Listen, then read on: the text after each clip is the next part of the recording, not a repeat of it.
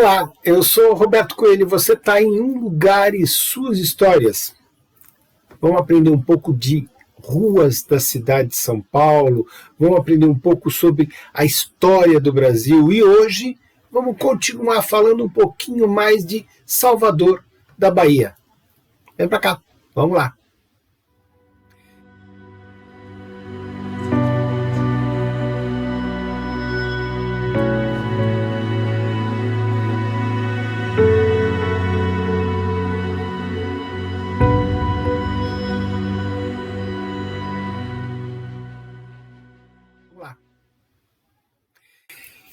Em 29 de março de 1549, chegava então na Ponta do Padrão, na Barra Tomé de Souza, chegava então na Bahia, uma comitiva de 6 embarcações, 3 naus, 2 caravelas, um bergantim, com ordens de Dom João III de fundar uma cidade-fortaleza chamada então São Salvador. Estava aí, nascendo Salvador.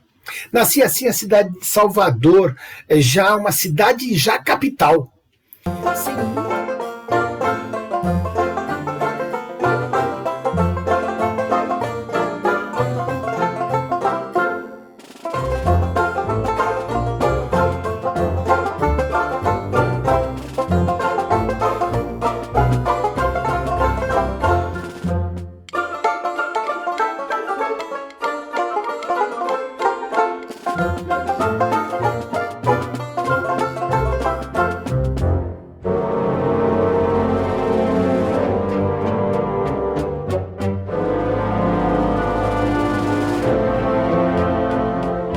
Sem nunca ter sido província. Olha que interessante, né? Todos os donatários das capitanias hereditárias eram então submetidos à autoridade do primeiro governador-geral do Brasil, Tomé de Souza. No local do desembarque, na praia do Porto da Barra, então o marco da fundação da cidade, uma coluna de 6 metros de altura, feita em pedra de Lyon. O monumento foi posto pela comunidade portuguesa na Bahia, ali em 1952, e depois foi restaurado em 2013. Sabia? Vamos lá. Com o governador vieram embarcações e mais de 1.000 pessoas, 320 nomeadas e recebendo salários, entre eles o primeiro médico nomeado para o Brasil por um prazo então de 3 anos, Dr. Jorge Valadares, um farmacêutico chamado Diogo de Castro, 600 militares, olha a quantidade de gente, degredados também vieram, fidalgos, não é? Além dos primeiros padres jesuítas no Brasil, um deles, Manuel de Nóbrega, João Aspilcueta Navarro, Leonardo Nunes, entre outros aí que vieram, né? As mulheres eram pouquíssimas, o que fez com que os portugueses radicados no Brasil, mais tarde, solicitassem então do reino, por favor, nos enviem noivas. Olha que interessante. Casavam com as índias, né? Mas queriam pessoas da Europa aqui no Brasil. Vamos continuar. Tomé de Souza, após de ser um funcionário, a notícia de que havia um substituto vindo a caminho, não é?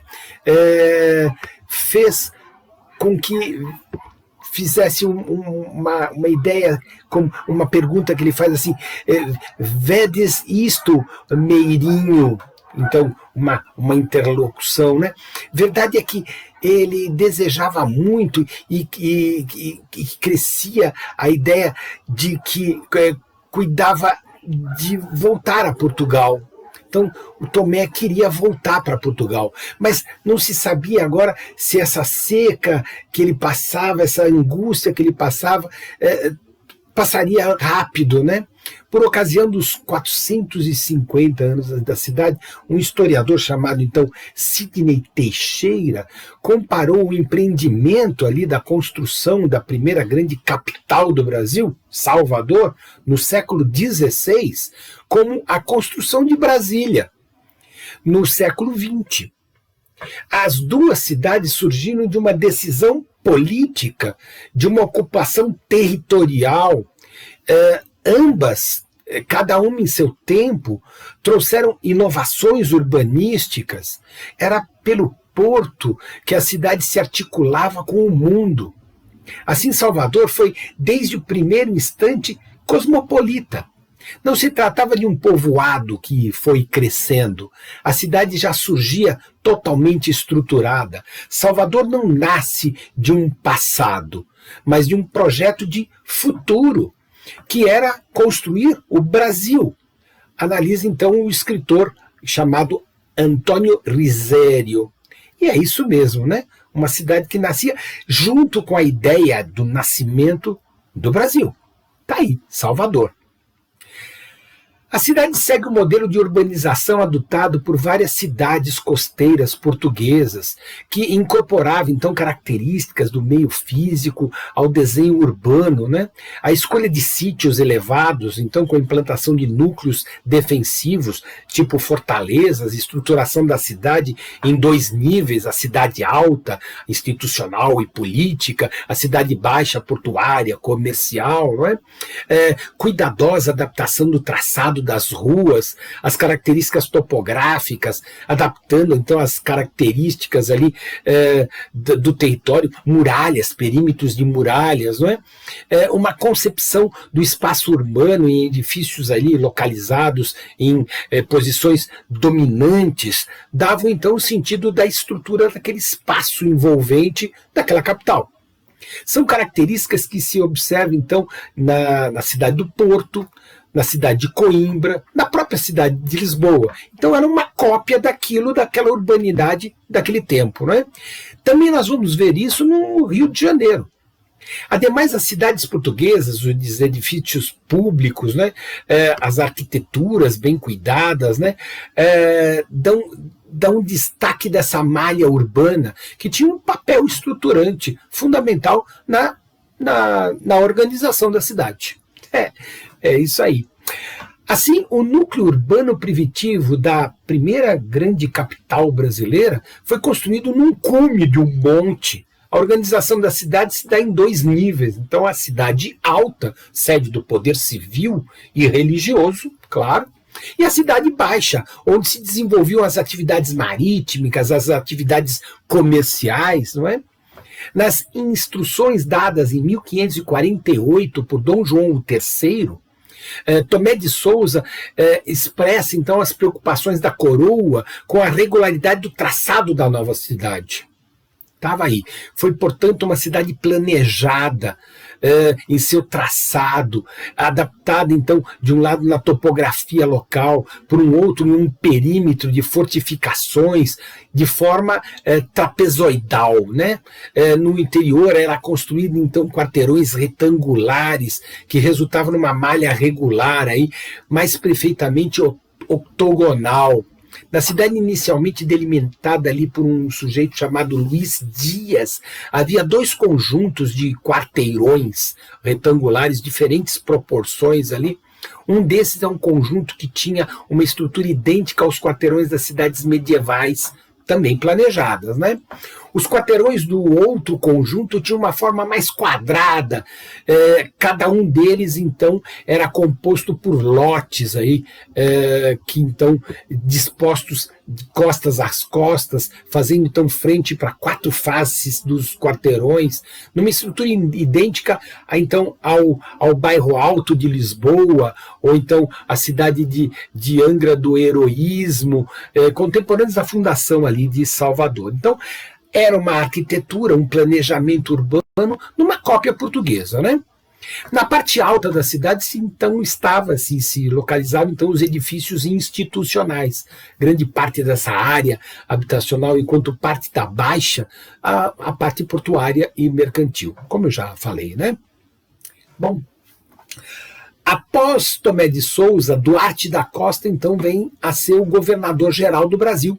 Chega ali em 13 de julho de 1553, trazendo então agora 260 pessoas, entre elas o próprio filho, né, o Álvaro, jesuítas como o José de Anchieta, dezenas de órfãs para servirem de esposas, as tais noivas que nós comentamos, né, e colonos. Mendes Sá, terceiro governador-geral que governou de 1572 e realizou então uma baita de uma administração, né? Uma nova muralha desenhada em 1605, mais ou menos, envolvia a área correspondente aos 3, 4 vezes a área original da cidade. No centro, a nova expansão urbana desenvolvida, então, ao longo ali da segunda metade do século XVI, o Colégio de Jesuítas, o Terreiro de Jesus, né? O traçado dessa área de expansão da cidade era mais ortogonal e regular no meio do núcleo original. Então ela vai se expandindo e vai ganhando novas formas arquitetônicas, né? A estrutura de loteamento da cidade também vai ter bairro alto, os terreiros de Jesus, concedido do início uma praça regular, e aí os quarteirões também concedidos no início como um elemento gerador de uma malha urbana circundante, então, daquilo que era já a expansão de Salvador, né? Trata-se agora de uma concepção muito diferente, moderna, né? De um espaço urbano de estruturação urbana. A praça não é mais um edifício singular, passa a ser um elemento estruturador daquela urbanidade, né? A praça, o lugar do encontro, né? É isso. Pensar que hoje a gente vai no shopping, que é o lugar de encontro, né? Mas vamos continuar. A cidade foi invadida por holandeses, ali em 1624 e até 1638. O açúcar, naquele século XVII, era o produto mais exportado pela América Portuguesa. E a Bahia era a segunda maior capitania produtora de açúcar no Brasil. Aliás, Pernambuco era a maior, né, produtora de açúcar do mundo, né? Na época, os limites da cidade, da freguesia de Santo Antônio, além do Carmo, até a freguesia de São Pedro Velho. Então, para quem conhece Salvador aí, nessas áreas aí. A cidade de Salvador, da Bahia, foi a capital sede da administração colonial até 1763. Em 1798 ocorreu a revolta dos alfaiates, na qual estavam envolvidos homens do povo, como então o Lucas Dantas, o João de Deus, e os intelectuais daquela época, né, da elite daquela época, então Cipriano Barata, né, e outros tantos profissionais liberais daquele momento. Ali em 1809, Marcos de Noronha e Brito, o conde de Arcos, iniciou uma administração ali em Salvador. Depois, em 1812, inaugurou o Teatro São João, onde mais tarde o Xisto Bahia cantaria as suas chulas, os seus lundus, e Castro Alves inflamaria a plateia, né, com as maravilhosas poesias líricas e abolicionistas de Castro Alves, né? Ainda no governo de Conde dos Arcos, ocorreram os grandes deslizamentos nas ladeiras da Gameleira, Misericórdia, Montanha, e assim vai se fazendo a história de Salvador. Hoje, eu estou na segunda aula de Salvador. Vamos falar mais uma vez ainda para fechar essa grande capital. Falamos lá algumas vezes sobre o Rio, falamos também algumas vezes sobre Brasília e vamos falar aqui algumas vezes sobre Salvador, as 3 grandes capitais desse nosso Brasil. Nas sextas-feiras, cidades do Brasil. Nas quartas-feiras, eu falo sobre ruas da cidade de São Paulo e histórias, bairros, como que isso se concebeu, por que aquilo tem aquele nome. Vem pra cá, assina o canal, passa pros amigos e a gente se vê na próxima vez. Até lá!